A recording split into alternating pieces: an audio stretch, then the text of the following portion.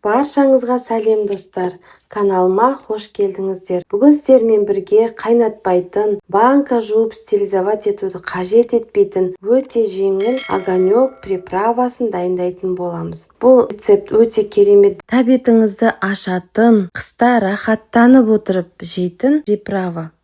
Кей өңірлерде бұны кобра чертополох деп атайды. Міне осылай бутылкаларға құйып сақтай береміз. Бұзылмайды, атылмайды, жақсы сақталады. Достар, айта кетейін, менің каналымда огонек және де басқа заготовкалардың рецепттері бар. Видеоның жоғарғы жағында сілтемемен өтуге болады. Приправаны дайындау үшін бізге ең алдымен барлық жемістерді жуып дайындап қою керек. Бізге керегі 5 килограмм қызанақ, 1 килограмм тәтті бұрыш, 200 грамм сарымсақ, чеснок, острый перец ащы бұрыштан 2 дана, тұздан 4 ас қасық, немесе дәміне қарай, және де аспирин керек болады бізге.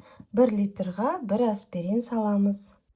Ал енді приправамыз дайындауға кірісе берейік. Қызанақтардан турап аламыз барлығын дайындап. Бізге ет тартқыштан өткізуге ыңғайлы болу үшін осындай бөліктерге бөліп аламыз. Қызанақтардың піскен етті түрлерінен алғаныңыз жақсы болады. Осылай бөліктерге бөліп дайындап аламыз барлығын турап. Келесі кезекте тәтті бұрышты тураймыз. Оларды да жуып, тазартып, дәнінен жіңішке етіп турап аламыз. Сарымсақ пен ащы бұрышты да дайындап қоямыз, тазалап. Осылай барлығы дайын болған кезде ет тартқыштан өткізе бастаймыз. Ең алдымен қызанақты өткізіп аламыз. Келесі тәтті бұрыш пен ащы бұрышты өткіземіз. Енді бізде қалғаны сарымсақ. Оны да өткізіп аламыз ет тартқыштан. Міне біз барлық жемістерімізді ет тартқыштан өткізіп болдық. Енді осындай бір үлкен ыдысты алып, жемістеріміздің барлығын құямыз. Менде барлығы 5 килограмм қызанақ болған, және де басқа жемістерді барлығын тазалағаннан кейін езбеміздің дайын мөлшері 4 литр болып шықты. 4 литрге біз 4 аспирин саламыз. Аспиринді сұратып салсаңыздар болады, немесе осылай бүтіндей де сала беруге болады. Өйткені ол бізде бұл ыдыста әлі тұрады біраз уақыт. 4-5 сағат кем дегенде тұру керек. Сондықтан біз оны әлі араластырып дәмін көретін боламыз. Тұзын енді дәмдеуіштерді саламыз. Дәмдеуіштен бізде тұз ғана. 5 килограммға мен 3 ас қасық тұз салдым. Дәмін көріп, өздеріңізге ұнайтындай тағы да қосып салсаңыздар болады. Міне осылай енді жақсылап араластырамыз.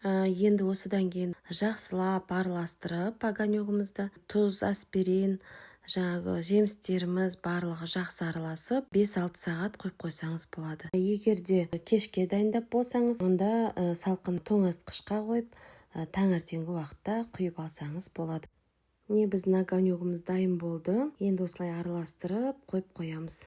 Құрметті көрерменім, осындай дәмді, тәбетіңізді ашатын, әрі қыстың күні дастарханыңыздың сәнін келтіретін приправаны дайындап көріңіз. Және де қазақ тіліндегі каналды қолдап, өз үлесіңізді қосып, каналға тіркеліп, лайк басып, комментарий қалдырып кетуді ұмытпаңыз. Біздің огонек приправамыз дайын болды. Енді тоңазытқыштан алып, таза жуылған бутылкаларға құямыз. Воронканың көмегімен құйған ыңғайлы болады. Міне приправаны бутылкаларға құйып болдық. Осы рецептпен міндетті түрде дайындап көріңіздер, сіздерге ұнайды. Ал каналға тіркелмеген болсаңыз, каналға тіркеліп, лайк басып, өз пікіріңізді білдіріп кетіңіз.